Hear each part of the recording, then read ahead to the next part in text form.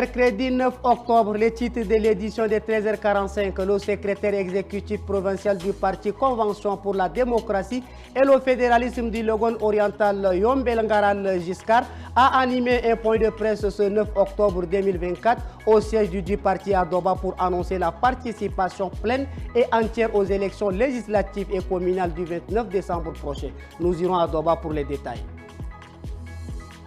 Les autorités alertent sur les risques de contamination des eaux de fontaine dans les zones submergées par la crue. Le constat dans ce journal.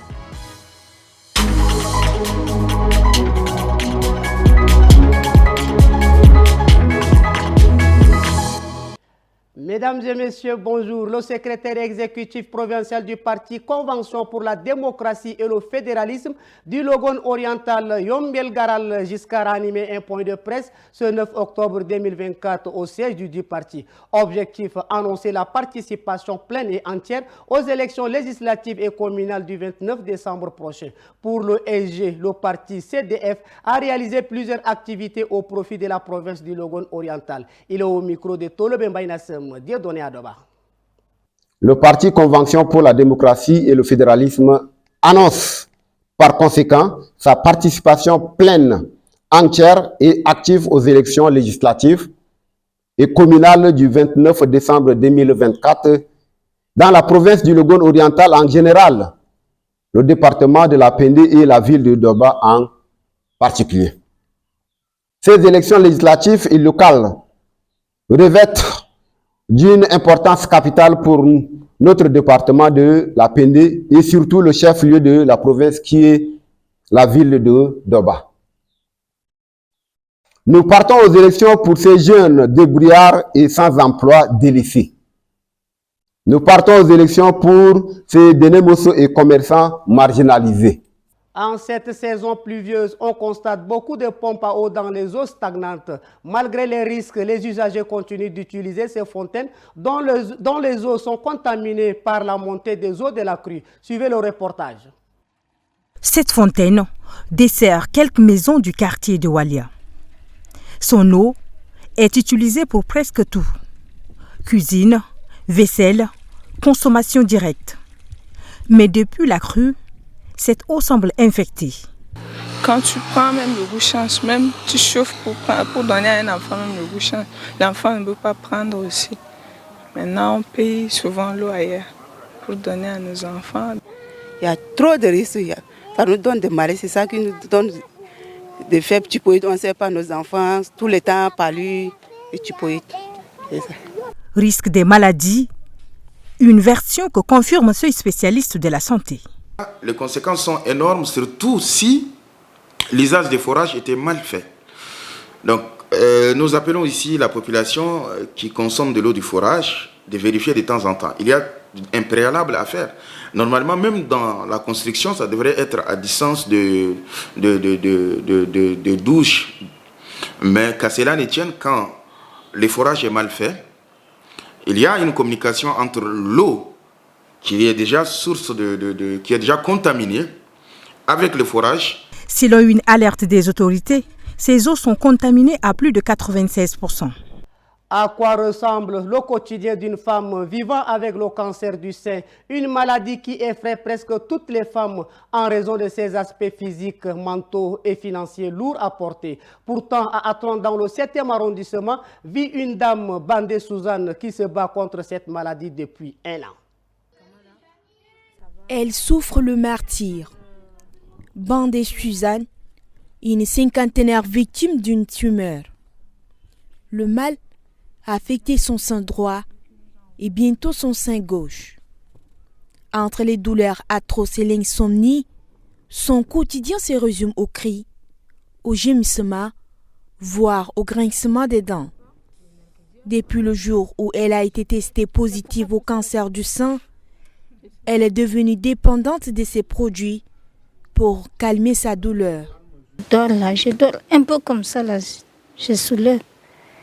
Et je suis là jusqu'à 3 heures du matin. Je ne dors pas. Et si la sommeil vient, là, je dors un peu. 4 heures, là, je lève. Je ne dors pas.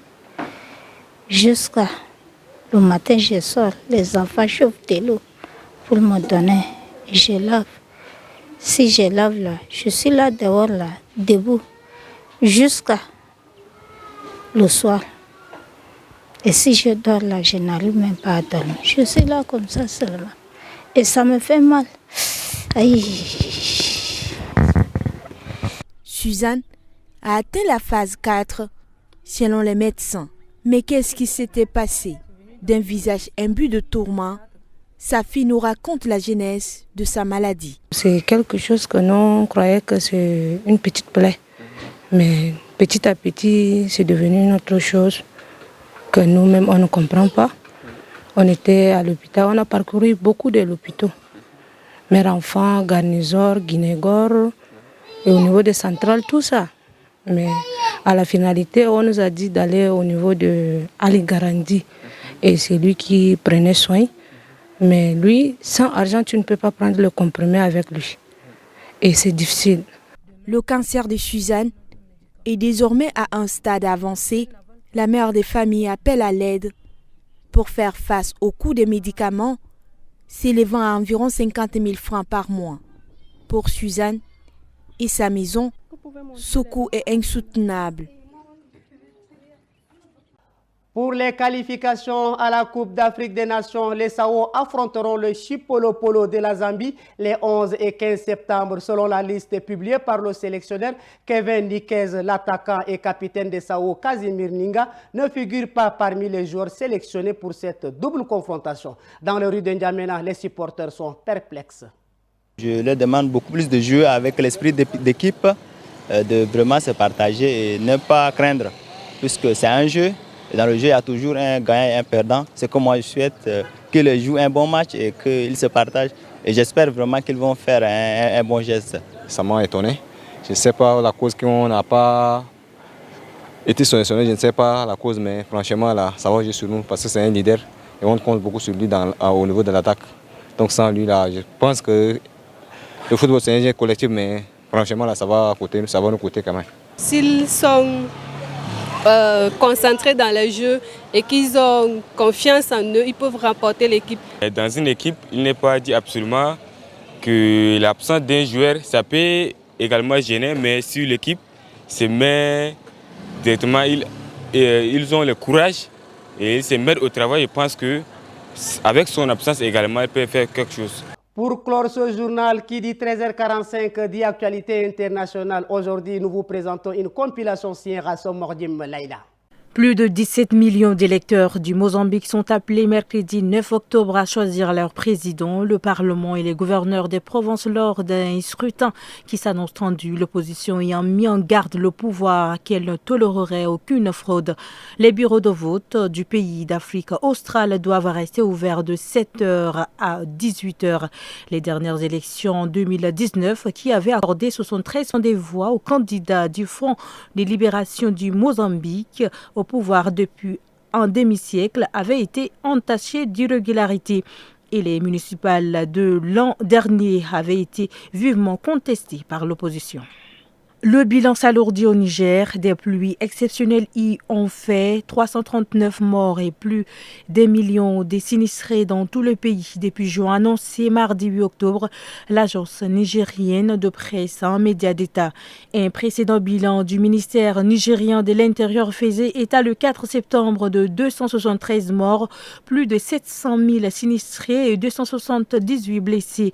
Au 23 septembre, les inondations ont causé 339 pertes en vies humaines, fait 383 blessés et plus d'1 million de sinistrés, précise l'ANP qui cite la protection civile qui dépend du ministère de l'Intérieur. Selon l'ANP, 4 régions sont sévèrement touchées. Il s'agit de Maradi, Tawa, Zinder et Dosso. Niamey, la capitale, a enregistré 9 morts. Une vingtaine de partis politiques se sont réunis ce mardi pour coordonner leurs efforts face au président Azali Assoumani et sa gestion de l'État. Cette initiative intervient alors que le président blessé au couteau en septembre n'a toujours pas présenté de bulletin de santé officiel. Des commissions ont été mises en place pour organiser une riposte commune. Le leader du parti Orange dénonce l'absence du chef de l'État à l'Assemblée générale des Nations unies et au sommet de la francophonie. C'est tout pour ce journal d'information. Merci de votre fidélité. Tchad Info, c'est l'information en continu.